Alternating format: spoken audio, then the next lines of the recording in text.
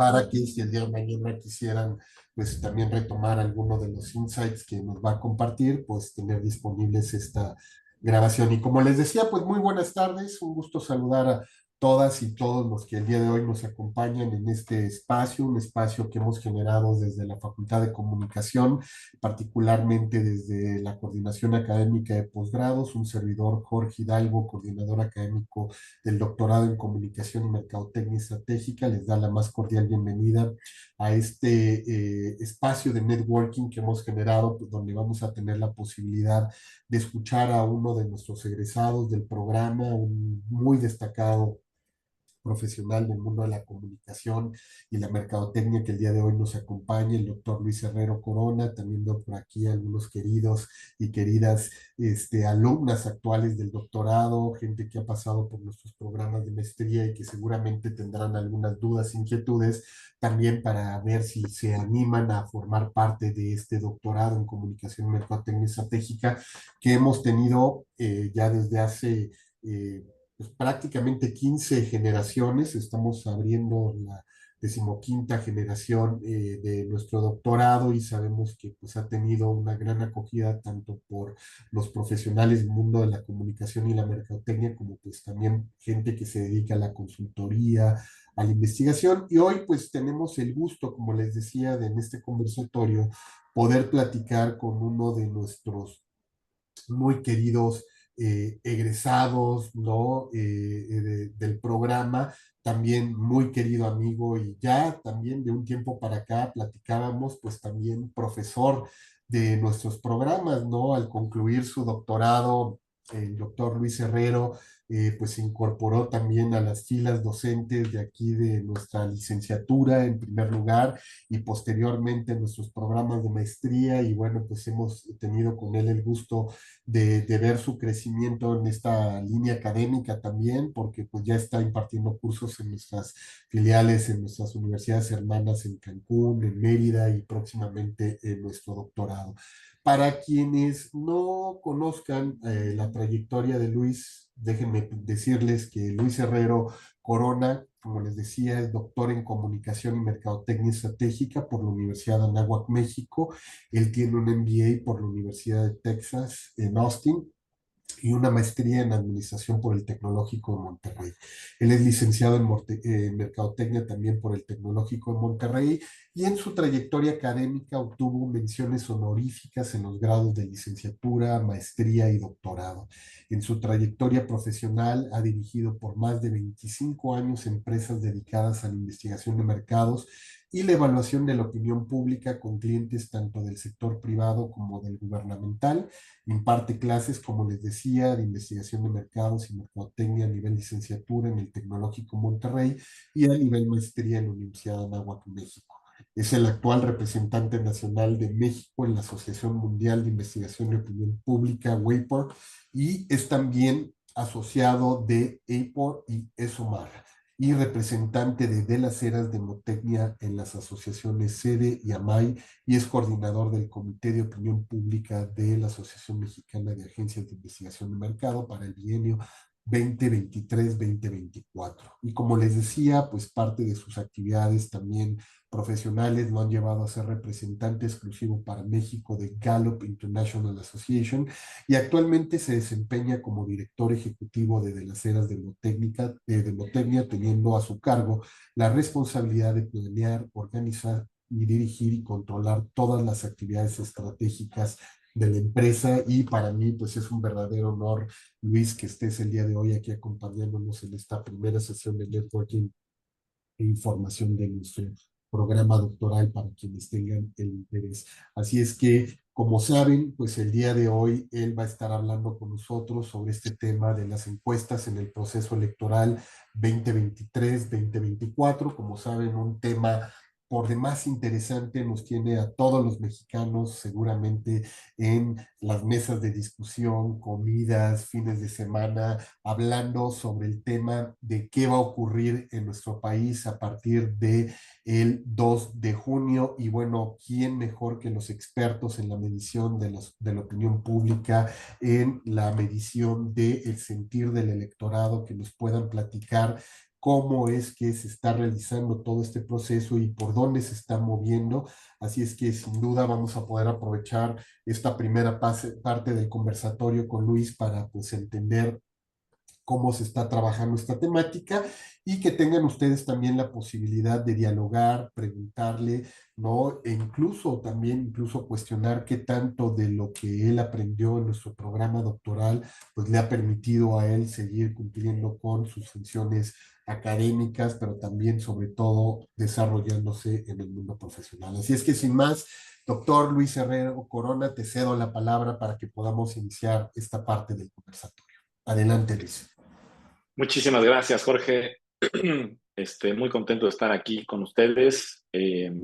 Siempre me parece que una de las primeras ventajas que sí medio lo piensa uno cuando va a inscribirse en el doctorado, pero no se da cuenta de qué tan relevante es esta comunidad Anáhuac, ¿no? O sea, comunidad que hacemos todos juntos y que me parece muy, muy importante. Y eso vale la pena resaltarlo cada que se pueda, porque no es lo mismo un programa doctoral en donde cada quien está desconectado a que me parece que la parte de comunidad es muy, muy fuerte y bueno, pues Jorge, te felicito porque hasta la fecha me parece que es un excelente trabajo y excelente valor que se le da a este doctorado. Entonces, bueno, pues hablemos de encuestas electorales. Les voy a compartir mi pantalla y yo espero que esta conversación nos lleve alrededor de 20 minutos aproximadamente. Después pretendo que tengamos una sesión de preguntas y respuestas, no solamente de este tema, sino también de lo que ustedes deseen indagar acerca del doctorado, del programa doctoral.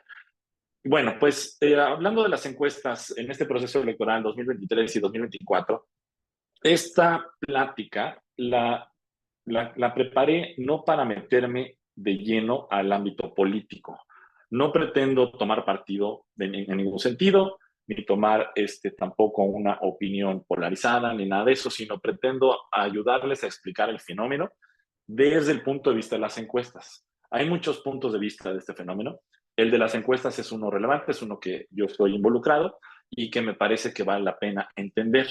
Entonces, una primera parte quisiera que hablemos de las encuestas como metodología, con ciertas incluso concepciones erróneas que todos podemos tener acerca de qué son, para qué sirven y qué pueden o no pueden hacer. Y después vamos a entrar a una segunda parte en donde ya hablemos un poquito de cómo está la situación a partir de las encuestas que tenemos aplicadas. Bueno, entonces, como ustedes saben, las elecciones en este 2024, no solo en México, sino en más de 60 países, es un evento muy importante a nivel mundial. En México son 20.367 cargos públicos que se van a elegir el 2 de junio. Y las encuestas son un jugador más, son una lente crítica, están ayudando a medir las actitudes, las creencias, las preferencias, los comportamientos sociales de este fenómeno. Entonces las tenemos como un participante más en todo lo que está sucediendo en estas elecciones. ¿Y qué es lo que pasa? Que hay una abundancia de predicciones que se sustentan en encuestas. Este es el primer problema. Las encuestas no son una herramienta predictiva. Las encuestas, ahorita lo vamos a comentar un poco más a detalle, pero no están hechas para predecir las cosas. Lo que vamos a estar viendo, y ya hemos estado viendo, es que aún así se le pide a las encuestas un poder predictivo. Y hemos sido testigos de todo lo que han sacado a raíz de estas encuestas y las predicciones que nos están promoviendo. A diferencia de otros ejercicios demoscópicos, cuando se trata de encuestas electorales, nuestro punto único de verdad, nuestro contraste, va a ser el día de la elección. Entonces, los resultados electorales reales son uno de los pocos ejercicios que nos permiten contrastar si estábamos muy cerca o estábamos muy lejos de lo que decía la encuesta. Y es por eso que nos vamos a dar cuenta que como herramienta predictiva son muy limitadas en varias de estas cosas. Ok. Entonces, yo lo que veo es que hay una concepción errónea y creemos que las encuestas hacen cosas que en realidad no hacen y otras que dejan de estar en nuestro radar. Por ejemplo, la publicación masiva de resultados de encuestas, que de por sí tiene una variedad de calidad y de propósitos, lo que hace es empezar a exacerbar las concepciones que la gente tenemos erróneas sobre la naturaleza y la utilidad de la investigación a través de encuestas. Esto es importante porque encuestas las hacemos cuando estamos haciendo, por ejemplo, nuestro grado de doctor. Es una de las herramientas de investigación cuantitativa. Se nos pide en la tesis considerar a las encuestas como una posible herramienta para sustentar nuestra investigación doctoral. Entonces, tienen bastantes ámbitos de aplicación y de utilidad, pero lo que estamos viendo es que los resultados de las encuestas, que tienen muchísimas diferencias en calidades y en propósitos, están haciendo que cuestionemos su utilidad. Y, por lo tanto, lo que hace es que hacemos que se cuestione como una herramienta de investigación válida. Entonces, esto va a afectar no solo al gremio de las encuestas, sino también ámbitos como el académico o como el de políticas públicas, donde las encuestas tienen otros fines y que vale la pena que se entienda para qué sirven en ellos, ¿no? Entonces, yo lo que quiero presentarles es una serie de malentendidos más comunes o de concepciones erróneas que nos puede permitir detectar cuáles son entonces las, a lo mejor, áreas de oportunidad, hablando desde el doctorado de comunicación y mercadotecnia, donde a lo mejor con algún plan estratégico de comunicación pudiéramos ayudarle a las encuestas en un futuro a priorizar nuestros mensajes para poner como, digamos, corregir, perdón, los malentendidos más comunes. Y entonces quisiera nada más ir repasando algunos con ustedes. Por ejemplo, el primero es que las personas piensan que las encuestas siempre representan la verdad. Esto es un malentendido que es muy común en donde las personas ven una encuesta y dicen, bueno, pues es que eso es lo que está pasando, no hay ninguna otra explicación, es un reflejo perfecto. Y no lo es. O sea, las encuestas tienen propensión a algunos sesgos, ¿no? Puede haber un sesgo de muestreo, puede haber un sesgo en la respuesta, puede haber un sesgo de deseabilidad social, que es una conducta muy humana, donde pretendemos contestar lo que creemos que quiere oír la otra persona que nos está entrevistando. Ese es el sesgo de deseabilidad social. También hay errores, también hay limitaciones. Es decir, que las encuestas nos van a dar estimaciones, no tanto una serie de verdades absolutas. Y eso lo tenemos que tener muy claro, porque son una instantánea de la opinión pública en un momento particular en el tiempo y que además puede ser influenciado por muchos factores, ¿no? Incluido lo que esté pasando en este momento. O sea, hoy día del maestro, para ciertos temas, una encuesta puede salir distinta que mañana, que ya no es día del maestro, por ejemplo, para ciertos temas. No estoy hablando solo del electoral. Entonces, la formulación de las preguntas, la comprensión de las preguntas por parte de los encuestados también pueden afectar lo que tiene como resultado una encuesta. Es decir, las encuestas reflejan la percepción y la actitud de personas que están informadas, son autoinformadas, aunque no siempre coincide con el comportamiento real o con su creencia más profunda. Entonces, tenemos que entender hasta dónde llega, en ese sentido, la herramienta que tenemos como encuesta. Otro malentendido muy común es que pueden predecir el futuro. Y pues no pueden predecir el futuro. Lo que hacen es capturar una opinión, una actitud en un momento. Y sí nos pueden dar, si empiezo a hacer más de una encuesta, me pueden dar tendencias, me pueden dar a lo mejor una indicación de hacia dónde puede ir el comportamiento futuro potencial, pero no es una predicción infalible, especialmente si hay situaciones de cambio rápido. Pueden ser influenciadas por circunstancias imprevistas o por incluso circunstancias personales o también incluso fenómenos sociales que pueden alterar estos resultados. Otro malentendido es que las personas, o sea, el público general piensa que en las encuestas las personas pueden estar mintiendo y entonces no sirven los resultados. Y esto entendemos que sí, puede haber personas que mientan, puede haber alguien que no quiera dar una respuesta precisa, sobre todo cuando se trata de algún tema sensible o cuando algún tema que puede ocasionar alguna especie de juicio social o le llamamos la espiral del silencio. Pero en general, el método de encuestas, que tiene bastantes años en desarrollo, considera que la naturaleza agregada de los datos puede mitigar este impacto. Es decir, cuando apoyamos a que se hagan de manera anónima y que tal vez hacemos preguntas de forma indirecta, fomentamos la honestidad del encuestado y al hacer un análisis de manera agregada con una muestra pues, de suficiente tamaño representativo, se ha comprobado, esto es con estudios que lo soportan, que este fenómeno, esta creencia de que las personas mienten, no es en sí lo que está pasando con las encuestas ni con sus resultados. Entonces, ¿a dónde nos lleva esto? Pues a pensar que todas las encuestas son igual de válidas. Y a mí me pasa, me comparten contactos profesionales y familiares y sociales resultados de encuestas de varias fuentes. ¿Y qué es lo que pasa? Que así como hay médicos muy buenos, arquitectos muy buenos, abogados y contadores muy buenos, también hay médicos muy malos, abogados muy malos, contadores muy malos, arquitectos muy malos. Es decir, como en todas las profesiones, hay diferentes calidades. No todas las encuestas son igual de válidas, no todas tienen la misma calidad. Pues obviamente las personas, los profesionales que se dedican a cada actividad, tienen una trayectoria que los respalda en ser mejor o peores profesionales. En el caso de las encuestas, pues tiene que ver con el diseño, la metodología, técnicas de muestreo, redacción de las preguntas, para que evitemos la afectación en la precisión y confiabilidad de la encuesta. Además, se involucra el prestigio de las empresas o la reputación, que si están, además, forman parte de alguna asociación de profesionales del ramo. Y bueno, pues si se hicieron además con estándares rigurosos que garanticen una validez y garanticen una confiabilidad. Cuando estudiamos el doctorado, nos enseñan qué significa la validez y qué significa la confiabilidad. Y estos dos son conceptos de investigación, no tienen que ver en sí de la encuesta, sino de la investigación científica. Entonces, cuando seguimos estándares que nos garanticen estas dos, ya podemos confiar entonces un poco más en lo que obtendremos con ellos. Y pues sí, evidentemente hay encuestas informales, hay encuestas no científicas y hay algunas que ni siquiera son encuestas, son publicidad pagada o propaganda que se disfraza a manera de encuestas.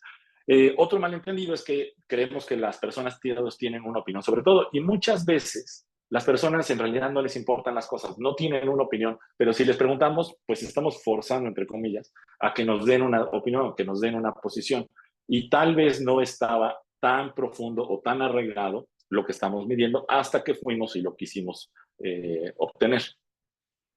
Otra malentendido es que piensan que las encuestas, en cuanto más encuestados se hagan, esto significa mayor precisión. Y en realidad la calidad de la muestra es mucho más importante de qué también representa la población objetivo. No tanto el número de encuestados. El número de encuestados sí es importante, pero a partir de cierto número ya no mejora la calidad de la encuesta tan grande, sino que ya empieza a decaer de forma exponencial. Y mientras muchos creen que un tamaño de muestra más grande automáticamente me da representatividad, se nos olvida de, ok, pero ¿cómo está seleccionando esa muestra? O sea, ¿a quién le estoy preguntando? Un tamaño de muestra más grande sí me puede reducir el error de muestreo, pero no me elimina otros tipos de errores. Es decir, la clave no es cuántas personas, sino qué tan representativas son esas personas de la población que yo quiero medir o a la que quiero hacer mi inferencia. Si yo tengo una muestra pequeña pero bien estratificada, puedo proporcionar resultados muy precisos, a diferencia de alguna que sea muy grande pero sesgada, ¿no? Que eso nos toca ver mucho en las encuestas que se hacen en redes sociales, en redes sociodigitales. Al parecer nos dicen que hacen decenas de miles de encuestados, pero si no representan, si no están adecuadamente seleccionados con un método pues sustentado para hacer inferencia estadística, la verdad es que esos no tienen entonces esa calidad que se esperaría.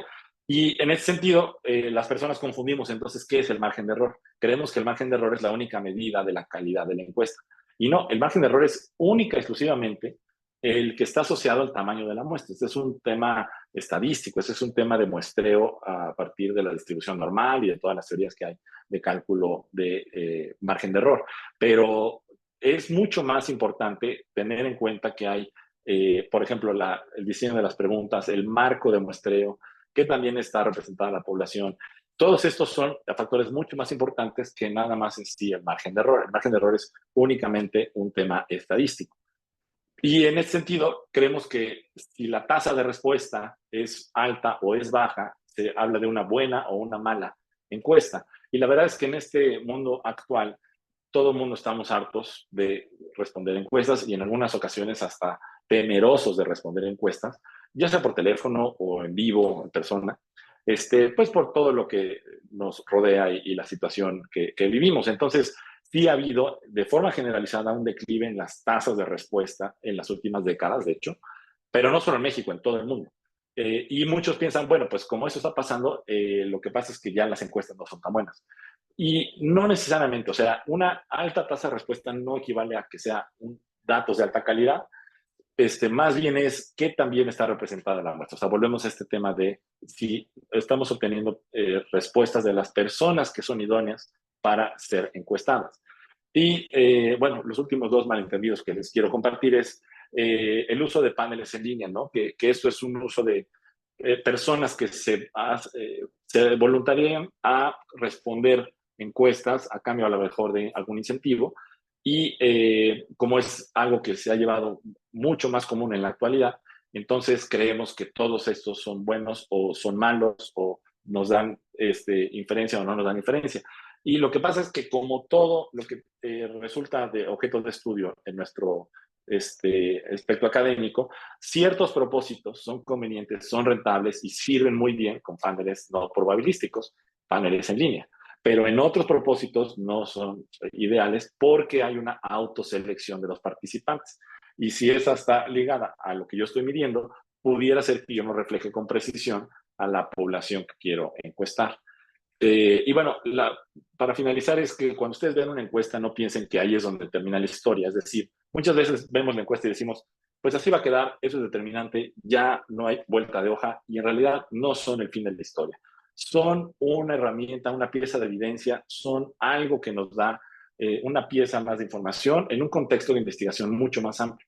Se deben idealmente de complementar con metodologías cualitativas, plantear más preguntas, complementar con algunos otros datos, análisis. Estamos viendo también, como lo aprendimos en el doctorado, nuevos métodos de neurociencia aplicada que nos permiten conocer mucho mejor a ciertos fenómenos. Y bueno, la encuesta tiene su lugar como una herramienta muy valiosa, pero no es el fin de la historia. Entonces, ¿qué pasa en México concretamente? Ya para entrar a lo que estamos viviendo hoy.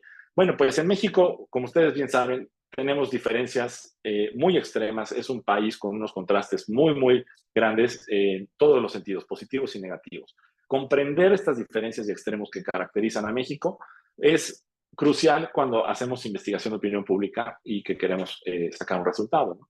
¿Por qué? Porque estos extremos son diferentes experiencias para diferentes mexicanos, por lo que forman diferentes opiniones, ¿no? Esto nos reta a tener entonces una medición que las incluya todas ellas. Aquí les pongo algún ejemplo de la encuesta que hace el INEGI de satisfacción de servicios de gobierno.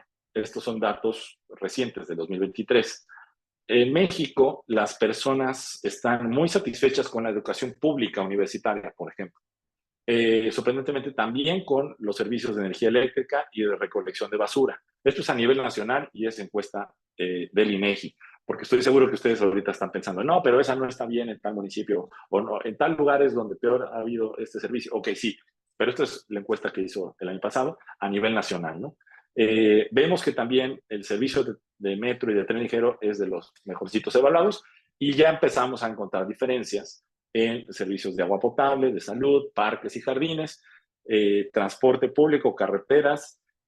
La policía como servicio público es de lo peor evaluado, es una tercera parte de las personas están satisfechas únicamente y bueno, el mantenimiento de calles avenidas está todavía por debajo de eso.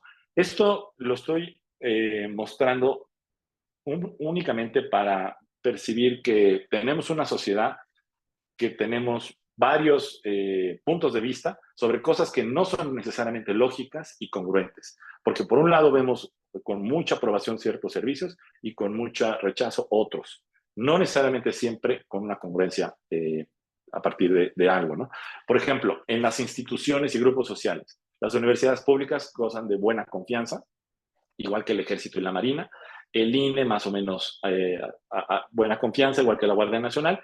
El presidente, pues es un tema polarizante, ahorita vamos a hablar un poquito más. Los sacerdotes o ministros de culto también puede ser algo que divide a la población.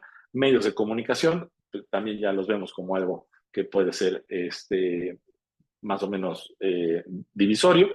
La policía, otra vez, poca confianza, los senadores y diputados y los partidos políticos. Entonces, ya estamos teniendo algo en donde muy poca gente tiene una satisfacción y una confianza en nuestra sociedad.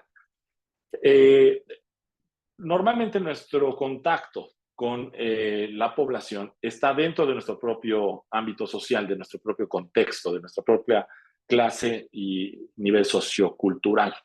Y por eso es que tenemos ciertas ideas en donde percibimos que las cosas están bien o las cosas están mal. Yo lo único que quiero mostrarles es que incluso dentro de nuestro contexto sociocultural tenemos grandes diferencias. Aquí hay un ejemplo, esta es una encuesta que hicimos nosotros hace unos años, en donde encuestamos a la clase media y le preguntamos una serie de temas. Este es, por ejemplo, uno relacionado con la salud. Le preguntamos a las personas, cuando usted o alguien de su familia comienza a sentirse mal, ¿usted qué es lo que hace? ¿Va de inmediato a ver un médico? 46% de las personas. ¿O se espera para ver si quiere ir al médico? 37% de las personas. O de plano se automedica, 9%. Es decir, si se dan cuenta, estamos muy divididos ahí, ¿no? Todos los que piensan que en cuanto te sientas mal, de una vez acude al doctor, y todos los que dicen, no, no, no, al revés. Te tienes que esperar a ver si es necesario, y un tercer grupo que no son mayoría, pero dicen, no, no, yo de entrada ya sé qué me voy a tomar, le pregunto al vecino, a mi mamá o a mi amigo y me automedico, ¿no? Eh, por ejemplo, como problema de salud a nivel nacional, la diabetes sabemos que es, si no es el principal, pues en los primeros 3 problemas más graves a nivel nacional. Y nosotros preguntándole a la clase media si usted considera que la diabetes es el problema de salud más grave para la población mexicana o no, tenemos dividida la sociedad. Es la misma clase media a nivel nacional. Los que dicen que sí es el problema de salud más grave, 46%, y los que dicen que no, que hay otras más graves, que son 51%. Entonces, ¿cómo podemos darle gusto a las dos? Es el primer reto, ¿no? O sea, ¿qué tipo de política pública pudiera servirle a ambos, ¿no? Por ejemplo, ¿con qué frecuencia realizan ejercicio? Una tercera parte, casi un 30%, dice que diario. Después hay personas que dicen casi diario, de 4 a 6 veces por semana, 2, 3 veces por semana, 25%, una vez por semana, 20%, o de plano nunca hace ejercicio, 15%. Es decir, tampoco somos una sola cosa. Hay quienes mucho, hay quienes poco, y todos los intermedios. Si les preguntamos a las personas con qué frecuencia consumen refrescos o bebidas azucaradas, aquí empieza ya también nuestra mentalidad mexicana a decir, no, no, no, pues casi nunca, ¿no? Nunca, nunca o casi nunca, 42%, ¿no? ¿Cómo crees, no? O sea, pues que eso es malo, ¿no? O de plano los que dicen, bueno, sí, la verdad es que sí, con algo, con mucha frecuencia, sí los consumo, 58%. Ok, sí, si casi la mitad dice que no lo consume, ¿usted está a favor o en contra de que se cobren impuestos a los refrescos y a las bebidas azucaradas? Y otra vez la mitad de la porción, no, no, no, yo estoy en contra. Pues no, que no lo consumes, pues. Entonces, ahí empezamos a tener ya nuestra incongruencia en varias cosas de nuestra opinión, ¿no? O, por ejemplo, los horóscopos. ¿Usted qué tan seguido consulta su horóscopo? Y yo creo que esta es de las cosas que las personas empiezan a responder con el sesgo de deshabilidad social, ¿no? Porque dicen diario solamente un 6%, pero una o dos veces por semana otro 13%. O sea, casi hay una quinta parte de las personas diciendo que entre diario y una o dos veces por semana consultan horóscopo. Y ya, casi nunca, porque nos gusta decir así como, no ser tan totalitarios, somos amables, entonces no, casi nunca es la mitad de las respuestas, y sí hay un 31% que dijo que nunca. Ok, pues entonces, ¿usted qué cree que aquí le falta la pregunta? Me estoy dando cuenta que no viene arriba la pregunta, pero la pregunta es, ¿qué es lo que debe dar prioridad el gobierno? ¿A un buen nivel de seguridad o a un buen desarrollo económico? Si nada más pudiera ser una, es decir, ¿a cuál debe dar prioridad? Y lo volvemos a ver, estamos divididos. Hay quienes pensamos que lo primero es la seguridad y hay quienes pensamos que lo primero es el desarrollo económico. Entonces, ¿a dónde nos trae eso? En el ámbito electoral, bueno, si recuerdan, los más jóvenes pues se lo supieron por clases de historia, pero los demás, algunos nos tocaron ver algunas de estas cosas. Después de la Revolución Mexicana, de la fase violenta, el PRI fue básicamente el partido del Estado que gobernó más de 70 años hasta el año 2000, donde viene el cambio a el gobierno del PAN con Vicente Fox. Entonces las elecciones del 2000 y del 2006 son ganadas por el PAN, aunque en el 2012 regresa el PRI al poder, y esto hace que las personas, los cambios prometidos que esperaban después de más de 70 años del régimen del PRI, tampoco es que los vieran materializados cuando hicieron el cambio de poder al PAN o incluso cuando regresó nuevamente el PRI. Entonces, este desconcierto social o todavía no satisfacción con el cambio esperado, le dieron en el 2018 a Andrés Manuel López Obrador la abrumadora mayoría y el triunfo en la elección presidencial. Pero además, lo hemos estado midiendo, esta es una encuesta nuestra que publicamos el mes pasado, en abril, hemos estado midiendo periódicamente su aprobación y las personas en nuestra medición, 7 u 8 de cada 10 lo aprueban. Es una de las aprobaciones presidenciales históricas más altas que hemos visto, aunque hemos tenido también otros periodos presidenciales donde han tenido alta aprobación los presidentes. Lo que pasa aquí es que hemos visto que fluctúa muy poco, que no cae tan fácil. Y esto nos lleva entonces a una elección el próximo 2 de junio del 2024 para elegir al presidente, a los 128 senadores, 500 diputados, 9 gobiernos estatales, 31 de los 32 congresos locales, 1.596 presidentes municipales, que son en total, decíamos, 20.367 cargos, pues de una forma polarizada, ¿no? Este es el escenario que hemos estado construyendo nosotros en la empresa. Esta es nuestra última medición en abril, aunque la semana que entra vamos a actualizar a una nueva medición que va a ser la última antes de la elección para publicar la encuesta en mayo. Nuestro escenario, no, fíjense cómo no dice encuesta, dice escenario, porque esta no es la encuesta. El escenario es una estimación de cómo vemos si hoy fuera la elección, si en este momento fuera la elección, que pudiera quedar en número de votos. Es decir, aquí no es tanto los porcentajes, aquí es más que nada el número de votos, lo que nosotros en nuestro modelo acomodamos. Estamos pensando que la participación va a ser baja, alrededor del 50%, y esto es porque vemos que hay un tal vez descontento en mucho de la sociedad que piensa que a lo mejor ya están echadas las cartas y la suerte y no hay mucha posibilidad de cambio.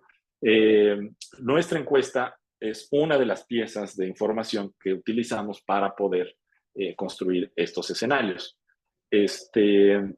Esto lo hemos visto además en los últimos meses de enero a la fecha, que no se ha movido, ha sido una tendencia constante, ha sido una tendencia que se ha mantenido con estas diferencias de escenario al momento. Entonces, ¿qué es lo que estamos viendo? Estamos viendo que el fenómeno del presidente que sucedió en el 2018 ha polarizado a la sociedad mexicana, pero en temas incluso que no tienen que ver con lo electoral, es decir, en proyectos clave de infraestructura como el aeropuerto, como el Tren Maya, como la refinería del petróleo, en las relaciones y las políticas que tendría que tener México con Estados Unidos, en los temas migratorios, en el uso del ejército para construir o para gestionar todos estos proyectos. Es decir, nos ha complicado a los que nos dedicamos a investigar la opinión pública porque ha dividido en términos de quienes apoyan o no a las iniciativas que perciben que provienen de este presidente y su gobierno. Y entonces, con base en eso, ya es su respuesta.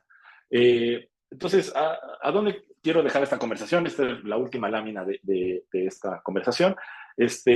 A que les permita dejar estas reflexiones. En realidad, realizar una investigación de opinión pública con un país con tantos extremos es muy complejo. O sea, necesitamos entender que no es fácil plasmar la opinión de toda la población mexicana en una sola encuesta y definirla como, digamos, una sentencia de verdad absoluta, ¿no?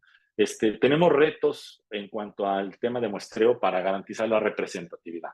Tenemos además población que tiene diferentes niveles de acceso a tecnología, a la información, a los medios. Tenemos además la necesidad de considerar todos los matices que tienen que ver con las regiones y las culturas cuando estamos interpretando los datos. Entonces, como investigadores de opinión pública necesitamos reconocer estos extremos para poder, más que evitarlos, enriquecer nuestra investigación para que tenga un ángulo mucho más matizado y enriquecido. Porque en vez de verlo como un obstáculo, la complejidad nos puede dar una perspectiva que nos permita construir una mejor fotografía y un mejor entendimiento de la opinión que estamos midiendo. Hasta aquí quiero dejar nuestra presentación para dar tiempo a preguntas y a alguna plática. Y pues Muchísimas muchas gracias. gracias. No, pues gracias a ti, Luis. Muy interesante, como siempre, lo que nos has compartido el día de hoy.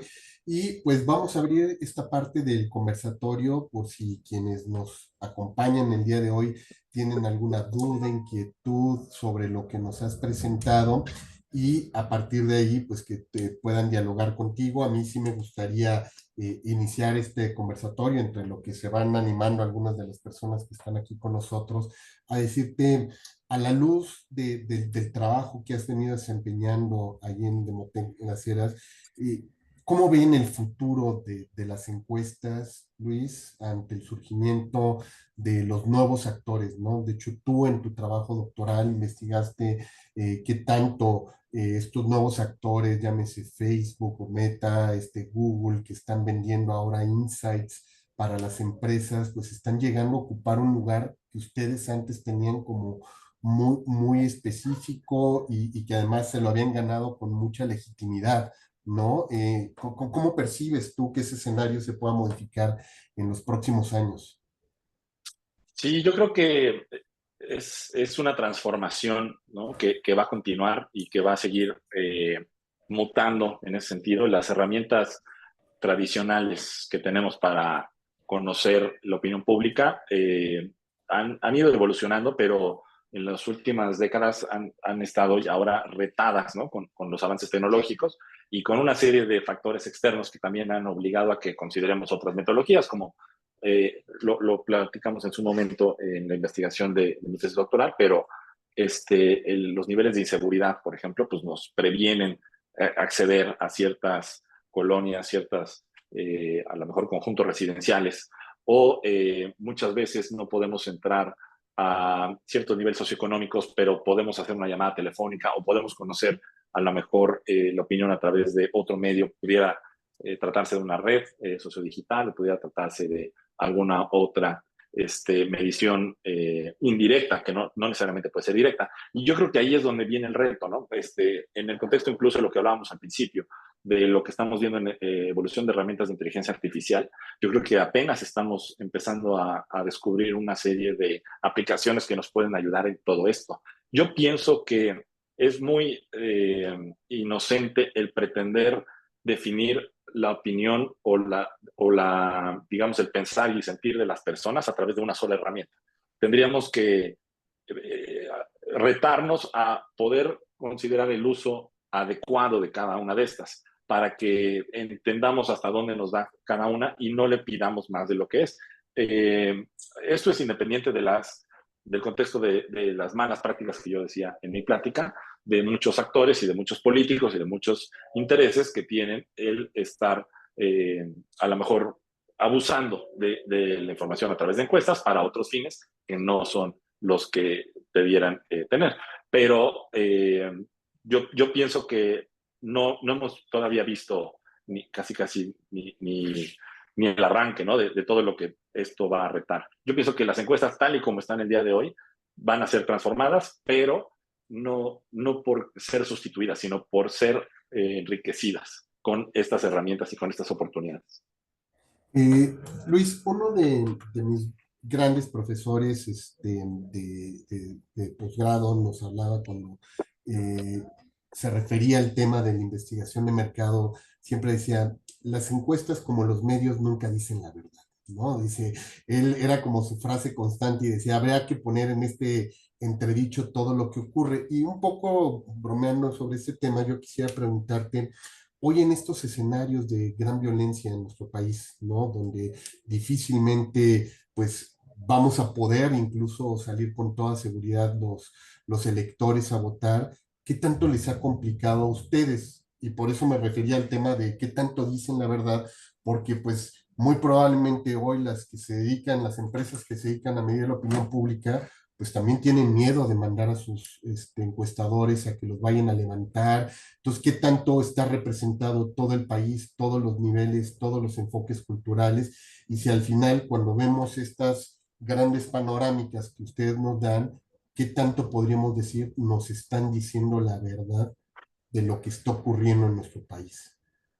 Sí, totalmente. Yo creo que esto es un concepto básico en mercadotecnia que es la segmentación.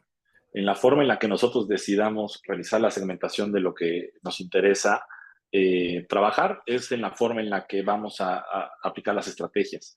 Y en el contexto electoral, la segmentación la solemos hacer a través de comportamiento electoral, a nivel secciones, porque sí tenemos un marco muestral muy definido por el Instituto Nacional Electoral y que nos permite hacer el trabajo geográfico bastante fino, bastante científico, y lo que hacemos entonces los que nos dedicamos a opinión pública es a segmentar comportamientos electorales, es decir, quién ha ganado y de qué forma ha ganado y cuál es la historia de cada uno de los territorios que estamos acercándonos a medir. Entonces, a lo mejor dices, bueno, estoy midiendo en la Ciudad de México, una colonia a lo mejor de nivel socioeconómico muy bajo y muy peligroso.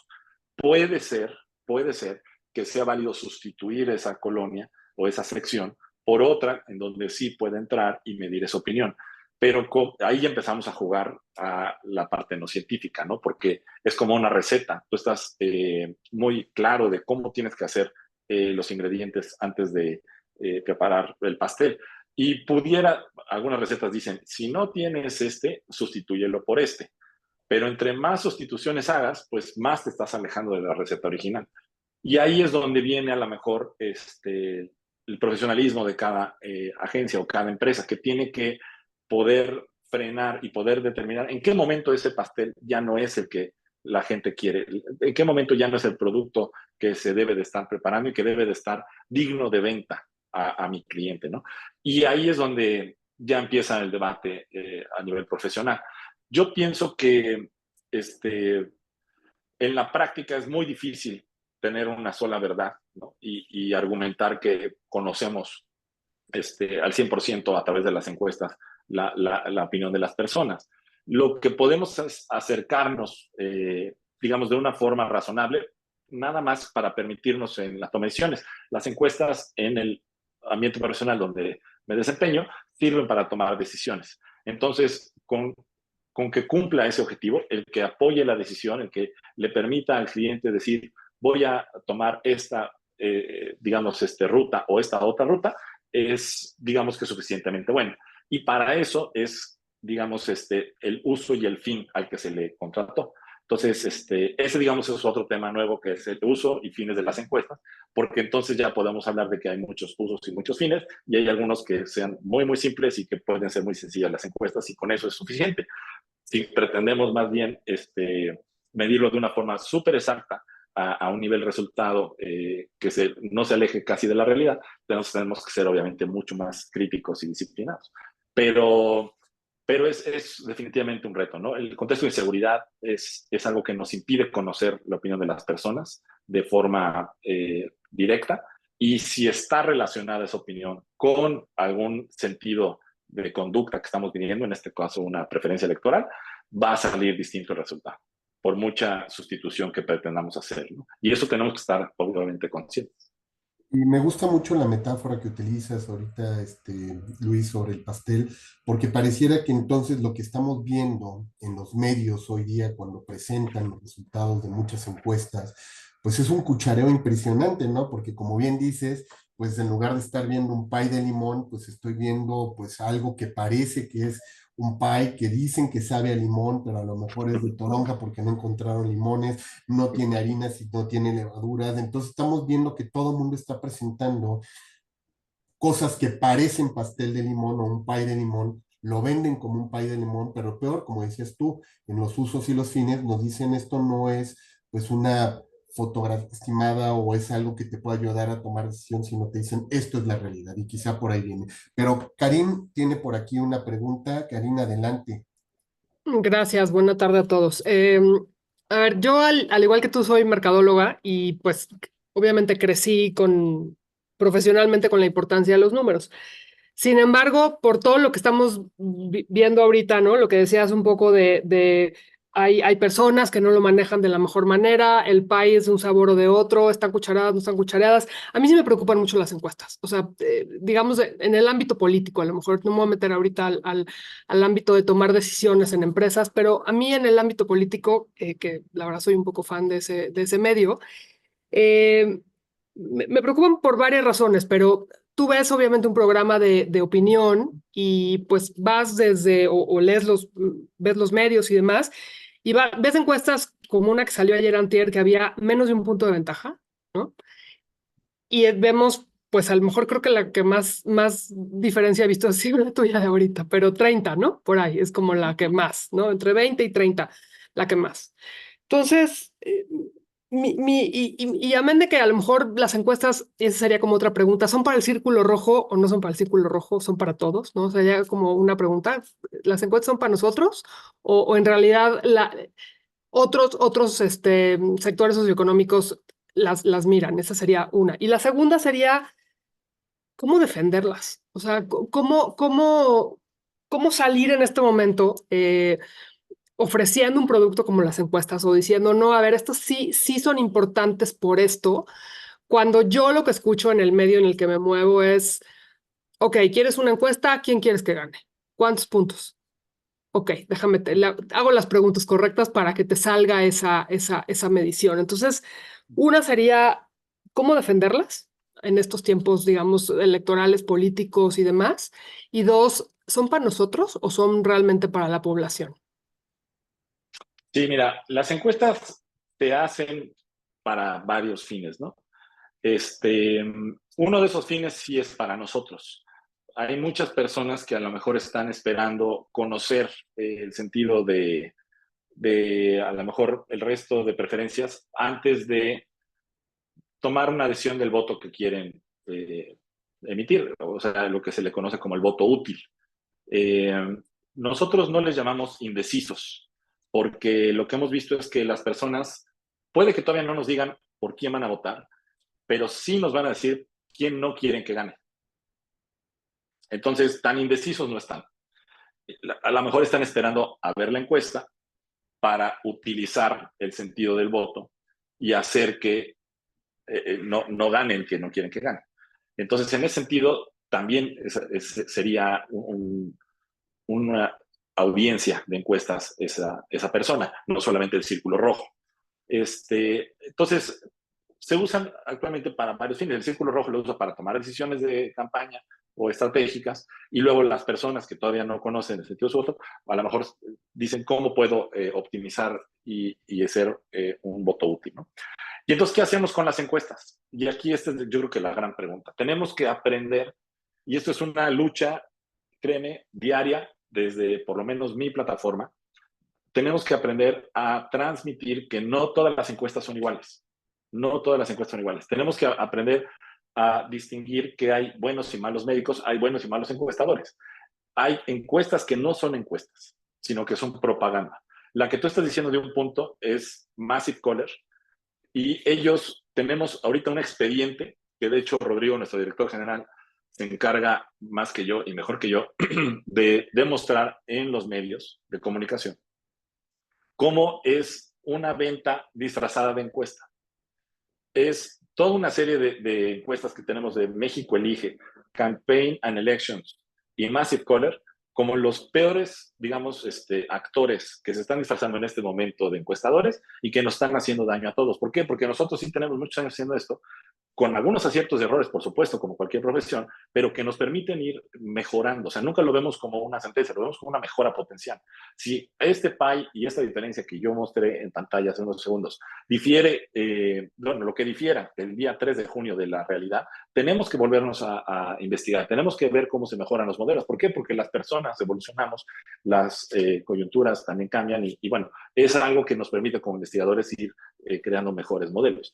Pero cuando el fin es únicamente el de una ganancia comercial o alguna otra finalidad, tal vez no tan loable, entonces vemos este tipo de comparaciones. ¿Y qué es lo que pasa? Que salen en la misma página del periódico, salen en la misma portada o en el mismo reportaje y las distribuimos además entre las mismas personas. ¿Por qué? Porque permiten a lo mejor dar una historia que no permitían antes a quien a lo mejor en ese momento no va ganando. Y entonces crean una percepción distinta, con una realidad distinta.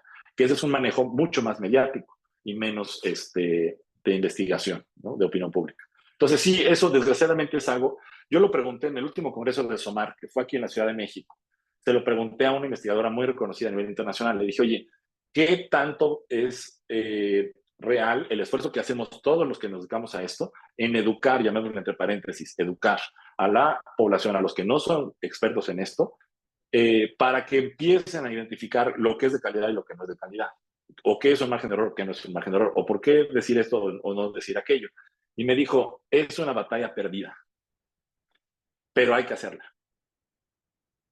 Y pues es lo que hacemos. O sea, no podemos no tener la batalla, tenemos que seguir insistiendo, tenemos que seguir estando presentes en las plataformas, en los medios, en los lugares donde las conversaciones tienen lugar. O sea, tenemos que seguir teniendo esa voz, pero sabemos que es algo que se volvió ya un problema más allá de lo que podemos nosotros controlar. ¿Por qué? Porque ya está muy pervertido, ya es algo que no es fácil poder superar en el sentido, digamos, de gremio profesional. Sí, y un poco nada más redondeando tu idea, ¿y cuál Ujú. sería la otra opción, no? O sea, ok, Sí, eso es creíble, no es creíble, tiene sus cosas. Bueno, ¿y la otra cuál sería? ¿No? Que yo creo que es la gran pregunta. Bueno, si no nos guiáramos, sí, ¿no? ¿Por qué sí? ¿No? Todavía no estamos en lo que comentaste al principio de la neurociencia tan avanzado como para poder medir lo que está en la mente de la gente, ¿no? Así de manera masiva. sí, totalmente. O sea, no tenemos en este momento la alternativa. Lo que tenemos es el reto de continuar mejorando y continuar encontrando de qué forma conocemos un poco más con las herramientas que nos permite la tecnología ir desarrollando la opinión de las personas, su sentir, todo esto, pero no solamente en la investigación de opinión pública, sino también en la parte de medios de comunicación y en la parte de mensajes, de comunicación política y todo lo demás. No es algo que ya tengamos resuelto. De hecho, casi que esa fue mi preocupación, mi problema central en la investigación de la tesis doctoral. O sea, ¿de qué forma puedo yo seleccionar la técnica adecuada de investigación, de opinión pública o de investigación de mercados, pensando en que las limitaciones que tenemos hoy en las encuestas cara a cara son muy reales y son muy preocupantes en el contexto en el que estamos? Eso es básicamente mi problema de investigación de la tesis doctoral. Entonces, por eso te digo que no es una solución que ya hayamos detectado y que vamos a intentar promoverla. Es algo que los tenemos que ir construyendo, pero vamos además remando a contracorriente, porque el interés que tiene los partidos políticos y los medios y el círculo rojo es muy distinto de la disciplina en sí de las encuestas. Gracias. Sí, creo que por aquí se tenía un aviso para todos, Ilse, si quieres darnos tu aviso. Sí, bueno, si al terminar la sesión me apoyan todos prendiendo sus cámaras para tomar una fotografía, por favor. No sé si Muchísimas vayan a gracias. contestar las preguntitas que están en el chat, doctor, o ya le vamos a cortar No, aquí. sí, de hecho ahorita todavía tenemos por aquí a Luis Manuel que tiene una pregunta y por ahí también Erika nos había hecho otra para Luis. Adelante, Ok, Luis. Doctor, profesor, muchas felicidades en tu día. Tengo Entonces, dos preguntas, Luis. Muchas gracias por tu participación. La primera es, o sea, un ciudadano de pie, alguien que no es un experto como tú, ¿cuáles serían como las red flags para identificar a esta encuesta es válida o no? O sea, como así muy simple. Y la segunda, de Massive Caller específicamente, hoy hablan mucho de que fue la más exacta en el Estado de México en la que ganó Morena. Entonces, pues también quisiera saber tu opinión en ese tema. sí, gracias. Mira, las 4 cosas que tiene que fijarse cualquier persona para determinar la calidad de una encuesta lo primero es, ¿qué es lo que está midiendo? Mm, O sea, al preguntarte qué es lo que está midiendo, te va a llevar a cuestionar si la pregunta que hicieron es la que deben de hacer o ya es una pregunta inducida o es una pregunta con truco. O sea, preguntarte qué está midiendo. Lo segundo es a quién está midiendo. O sea, esta pregunta se le hicieron como lo hacemos en las universidades, ¿no? A todos mis amigos que logro ahorita agarrar en el descanso entre clase y clase hasta que junto a 80 que me dijo el profesor para hacer una encuesta, está padrísimo, pero vamos a representar a una micro parte de la población, o a los que mm, tienen Facebook, o a los que tienen teléfono, o a los que contrataron un plan de celular hace 6 meses. Es decir, ¿a quién está representando? Entonces, ¿quién está viendo? ¿Quién está representando? Lo tercero es cuándo está hecha esa encuesta, porque esto es algo que le encanta a los medios. tomar la encuesta de hace un tiempo y publicarla hoy como si fuera la actual. Y eso pues no se vale porque eso es otro episodio en el tiempo. Y lo último que recomiendo yo es la reputación de quien lo está haciendo. Es alguien que es profesional, que pertenece a organizaciones, que es público, está inscrito como proveedor, por ejemplo, en el INE, está con la documentación adecuada. Todo esto está a ojos de cualquier persona que guste entrar y descargar el detalle de las fichas y demás. Entonces, en vez de decir, es que están mal todas las telefónicas, o están mal todas las de Facebook, o están mal todas las no sé qué, más bien tú solito te lleva a cuestionar y decir, a ver, lo que tú quieres saber es la preferencia de, por ejemplo, de una elección en la alcaldía de Álvaro Obregón. Bueno, ¿dónde le hicieron? No, pues le hicieron en Álvaro Obregón, pero ¿dónde es Álvaro Obregón? O sea, ¿le hicieron en dónde? ¿En Santa Fe o en el Pedregal? Porque puede que sea igual, puede que no sea igual. Es el tipo de cosas que, decía yo, nos va a costar trabajo transmitirlo a la población porque ya pretendemos que tengan una expertise que no deben por qué tener, no se dedican a esto, y que, sin embargo, estamos a nada de poder caer el 20 y decir, pues con razón no sirve para nada, porque estoy preguntándole cosas a personas que no tienen nada que ver esto con esto. O sea, ¿cómo puedo decir que son iguales los que viven aquí que los que viven acá? Aunque sean lo mismo Álvaro Obregón, ¿no? Entonces, eso es lo que nuestro deber crítico tendría que prendernos nuestro foco en decir, yo creo que esta encuesta puede tener algunas dudas, ¿no? Recuerda que si pretendemos hacer inferencia con esa encuesta, o sea, si pretendemos decir, a partir de esta muestra, el resto de la población piensa de esta forma, tendría que ser algo reproducible, tendría que tener un método científico, tendría que tener, digamos, una metodología que yo pueda replicar. Y eso pues me hablaría de una encuesta seria. Y sobre no el sé si Massive contesté lo Caller, Massive Caller. Ajá. Sí, Massive Caller es, fíjate que tengo un reloj que me regaló mis papás cuando yo tenía como 21, hace como 2 años.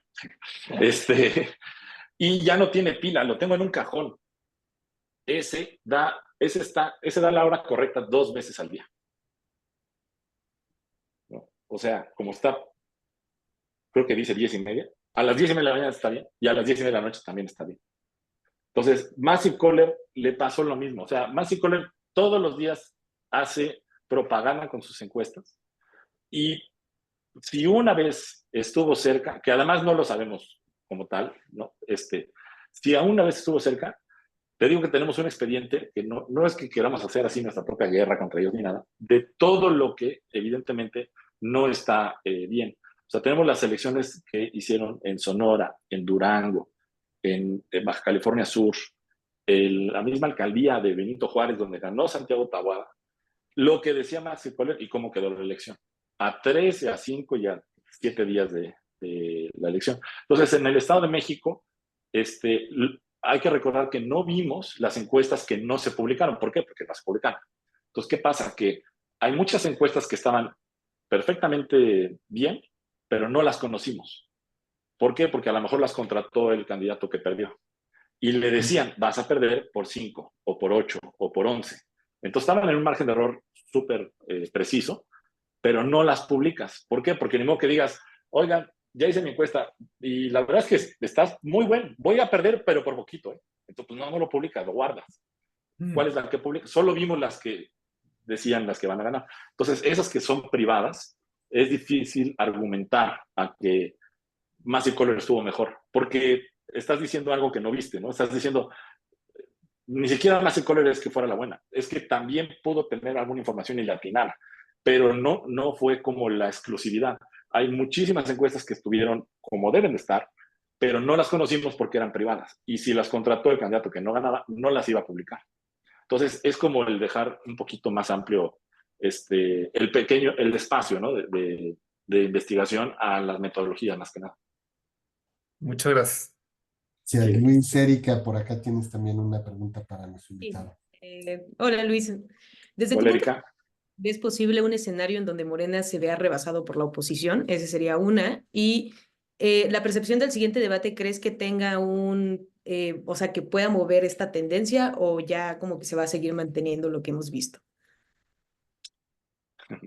Aquí es donde uno contesta lo que pienso o lo que creo que quiere escuchar, ¿no? depende cuál empresa me ponga ahorita la gorra. Es muy poco probable. O sea, la ventaja que vemos que tiene Morena es muy grande. Y como nuestros modelos, más que ver porcentajes, ven número de votos, o sea, preferencias en personas, lo que, digamos, estaríamos diciéndote es, no veo esos millones de personas cambiando de opinión repentinamente. Eso sería un poquito el que fuera rebasado o no rebasado por la oposición. Eso es lo que hoy estamos viendo, ¿no? En esas preferencias. Y lo segundo, ¿qué es lo que preguntaste? Sí, justamente que si después del debate, incluso pues toda el la debate. controversia que se ha vivido en el día de ayer a hoy, con todo este drama, ¿realmente Sí. crees que vaya a haber algún cambio o también ya? No, los debates, la verdad es que no cambian casi nada, ¿no? Me parece que sufren de varias limitaciones. Y lo primero es que hay más de 2 personas, entonces no se puede hacer un argumento y un contraargumento, sino que empiezan a hacer una especie como de propuesta y luego ataque y luego yo le respondo, pero mi tiempo también lo uso para proponer, pero luego para responder, pero luego le saco una tarjeta. O sea, se vuelve más un circo que en realidad, convencimiento de personas. Y las personas, yo no pienso que estén guiándose mucho en aquellos que no están ya convencidos por una de las opciones, por algo más allá de lo que fuera el voto útil, ¿no? De decir, bueno, tengo claro que esta persona no quiero que gane, entonces ya nomás que me digan cuál de estas dos, ¿no? Y el debate, pues es nada más un espectáculo para confirmar o no de, bueno, pues no estoy tan mal, voto por esta persona que no me cae tan gordo, aunque ninguna me cae bien. Entonces, no vemos que cambie mucho los debates las cosas. Sí, Luis Regina, por acá tienes una pregunta. Sí. ¿Sabes si el INE realiza este tipo de encuestas, por ejemplo, de candidatos, y no las realiza? ¿Qué tan factible es que el INE realizara este tipo de encuestas y cuál sería el impacto de ello? Que el INE realice encuestas, es lo que entiendo que preguntaste. Se cortó un poquito. ¿Y cuál sería el impacto de estas cifras? Ok, el INE no es una dependencia que hace encuestas. El INE organiza elecciones. Entonces, le ha tocado históricamente. INEGI. Ok.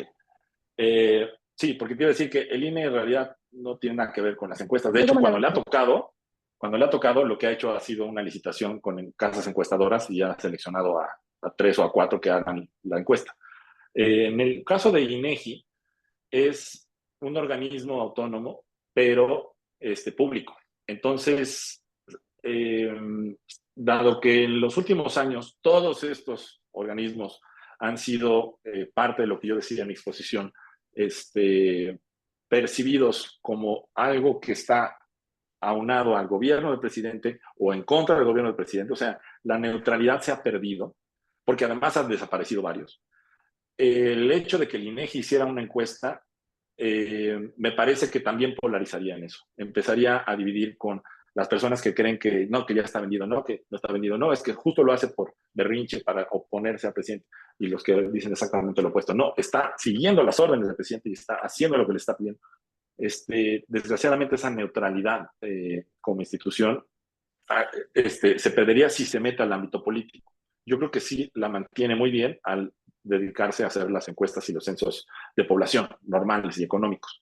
Pero ahora, en la parte práctica, el INEGI, aunque muchas de las actividades que hace se le llaman encuesta porque la metodología es una encuesta, que significa tomo una muestra, pregunto y luego lo expando a la población,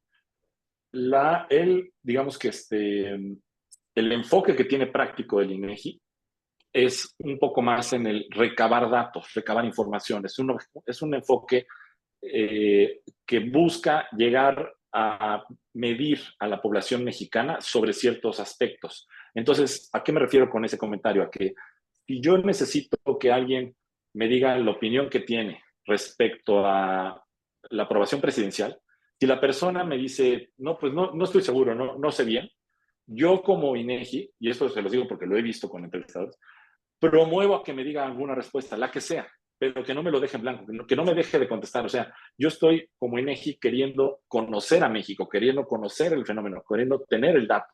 Entonces, que me digan, no estoy seguro, no quiero contestar, o esto es secreto, preferiría no decirlo, son respuestas que chocarían de entrada con todo el enfoque de cómo el INEGI realiza su investigación, porque tiene un enfoque de ir y buscar el dato. No puede regresar a decir, este porcentaje, pues la verdad es que no lo encontramos. No, tienes que decir cuál es el dato. Y entonces eso también chocaría con la neutralidad de hacer una encuesta política.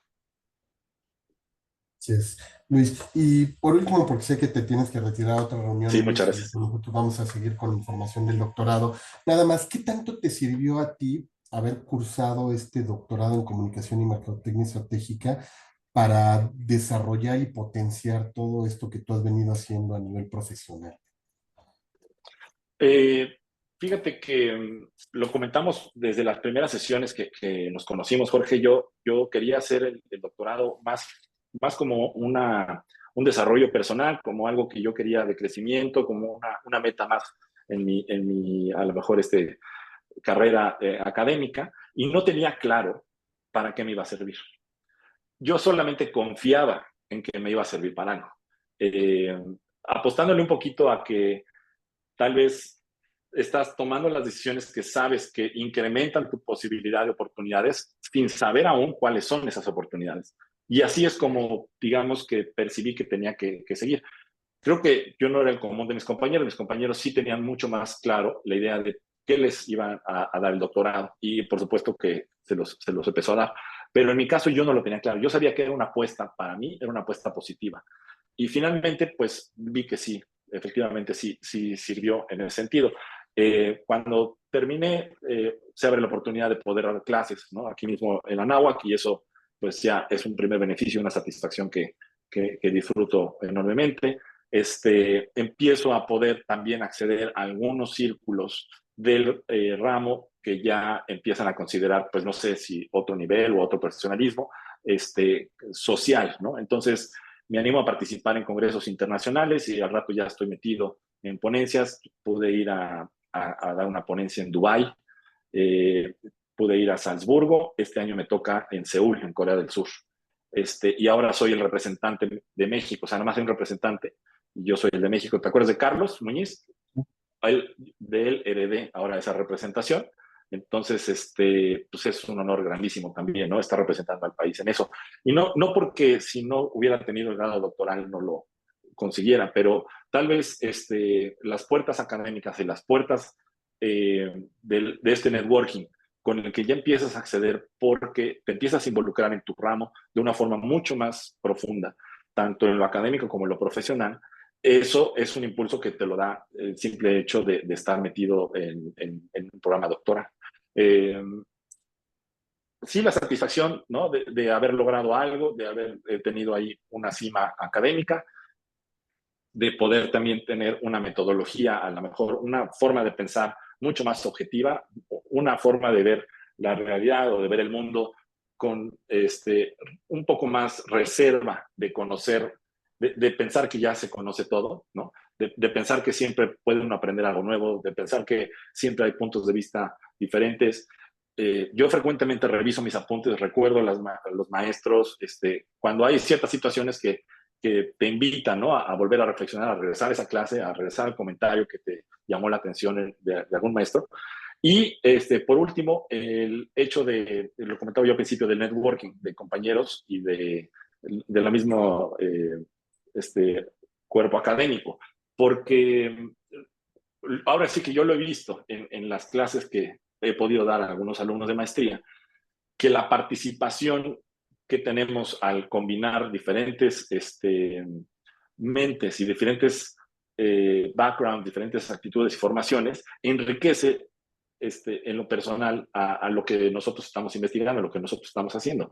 Entonces, tal vez yo no veía claro, por ponerte un ejemplo, la parte de la ética en las encuestas o los temas de bioética en las encuestas, pero cuando llevé el tema de bioética, pues me di cuenta que podía también utilizar esa lente, utilizar ese paraguas para ver un nuevo ángulo que no estaba a lo mejor muy peinado en este ámbito. Y por supuesto que enriquece. Entonces, yo creo que eso te lo da el programa doctoral, te reprograma esos chips de tus neuronas para que tengan una flexibilidad nueva que no tenían antes y que puedas pues desempeñarte con mejor, ahora sí que profesionalismo o docencia o lo que te dediques, que antes de haberlo hecho.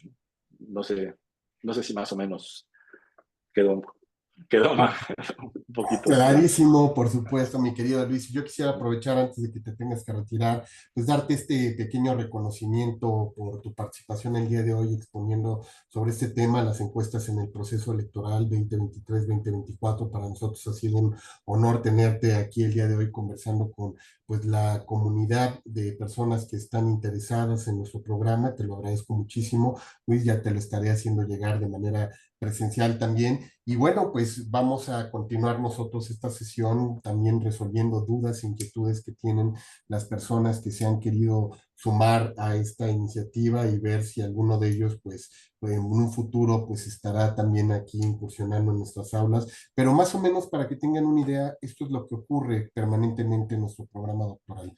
La conversación que hoy tuvimos con Luis Herrero es algo que tenemos ya desde hace más de 5 años, ¿no? Tenemos implementados estos webinars donde todos los viernes a las 10:30 de la mañana en esta misma liga tenemos conversatorios con expertos y hoy pues lo estamos tratando de llevar también para quienes están queriendo incursionar al programa, pues que se enteren un poco de las dinámicas que aquí tenemos. Así es que muchísimas gracias, Luis, y vamos a abrir también la sesión por si alguien más tuviera dudas de nuestro doctorado en comunicación y mercadotecnia estratégica. Ya tanto Ilse, Regina, Cari nos han estado apoyando también para darles información a muchos de ustedes sobre en qué consiste nuestro programa, cuáles son las líneas que estamos trabajando. Pues no sé, hoy que nos acompañan Víctor, Angie, ¿no?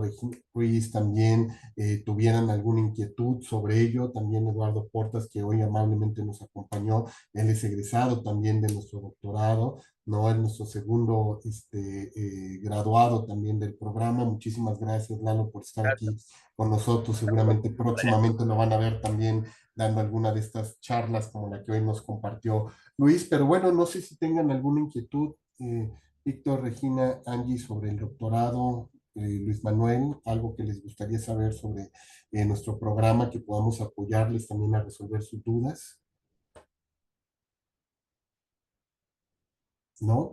Pues simplemente para darles información de manera general a lo que seguramente habrán recibido por ahí en información a través del contacto de Ilse, Cari o Regina, pues este doctorado se imparte de manera presencial e híbrida, porque también lo tenemos en formato online, todos los jueves y viernes de 7 a 10 de la mañana, sábados de 7 a 11:30. Es un programa a diferencia de otros doctorados que son en investigación. Este es un doctorado de tipo profesionalizante. La gente que ingresa a nuestro programa son directores de empresa, gente que se dedica a la coordinación de proyectos de comunicación y mercadotecnia. Hemos tenido, así como Luis, que desde hace años trabaja en Nemotecnia de las Heras, pues tuvimos también la fortuna de tener a nuestro primer director de México, el Caribe de Facebook, ¿no? El director de Meta, estudiando con nosotros también aquí en el programa doctoral. Ha estado gente de Nielsen Bope, de Comscore, de Johnson & Johnson. Hemos tenido gente que ha estado en Netflix trabajando, en Liverpool, en las áreas de retail. Entonces tenemos hoy más de 15 generaciones que han pasado por nosotros, más de 150 estudiantes del doctorado. Se está ofertando este programa para iniciar el 15 de agosto, jueves 15 de agosto, y es un programa que les permite a todas las personas que están hoy día trabajando continuar con sus estudios, porque pueden, como les decía, venir aquí a las aulas y tomarlo de manera presencial para hacer más networking, pero quienes en un momento dado no puedan venir, como muchos de nuestros alumnos del interior de la República o del extranjero que estudian el doctorado, se conectan, están tomándolo en línea y por lo menos una vez al semestre se dan una vuelta por aquí de manera presencial y participan también en nuestro encuentro internacional de programas de posgrados, donde una vez al año reunimos a todos los estudiantes tanto los que están vigentes como los que han egresado, para que puedan tener contacto con los líderes de la industria, líderes académicos. Tenemos el convenio con la Universidad de Sevilla, Huelva, Málaga, Cádiz. Estamos cerrando también con una universidad en Inglaterra también, para estar ofertando también algunas materias selectivas o estancias de investigación que quieran hacer. Tenemos alumnos que han pasado con nosotros de muchas universidades, llámese la UDEM, la UPAEP, la UAP, ¿no? Universidades en Ecuador, en Salvador, en el sur de Estados Unidos. Y bueno, pues para nosotros es muy grato poder tener pues esta gran flexibilidad, pero también esta gran cadena de relaciones entre los alumnos y candidatos, para que puedan seguir creciendo y desempeñándose en su formación, vamos a decirles, académica y profesional. Y pues bueno, pues no sé si tengan alguna duda, alguna inquietud sobre lo que estamos ofreciendo el día de hoy en términos del programa. Si no, pues les agradecemos muchísimo. Por ahí les estaremos contactando para mandarles cualquier información que requieran al respecto, y los invitamos para que pues se sumen a estos conversatorios que les digo que tenemos semanalmente aquí en nuestro programa de posgrados, para que pues sigan enterándose de las novedades que se están dando en el mundo de la comunicación y la mercadotecnia estratégica. Pues muchísimas gracias, Víctor, Angie, Regina, Luis Manuel, gracias por seguir y continuar aquí con nosotros. Que tengan un excelente día. Gracias, un gusto. Bye. Hasta luego.